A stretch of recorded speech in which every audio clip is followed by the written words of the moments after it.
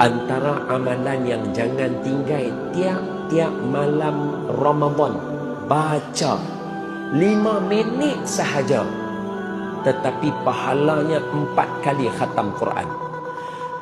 Bacakan Al-Fatihah 3 kali setiap malam. Maknanya dah habis tarawih dah. Dah habis apa semua tarawih dah apa. Kira sebelum nak langkah kaki keluar, sebelum nak keluar, duduk sah. Fatihah 3 kali, Izazul 2 kali, Qul Ya 4 kali, Qul Huwallah 3 kali.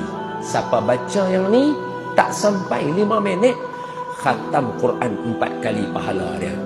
Tiap-tiap malam Ramadan 30 kali kali dengan 4, maknanya 120 kali pahala khatam Quran buat di bulan Ramadan. Allah boleh ganda sampai 700. Kalau kena malam Lailatul Qadar, tuan-tuan, umpama khatam 4 kali pahala dia selama 1000 bulan.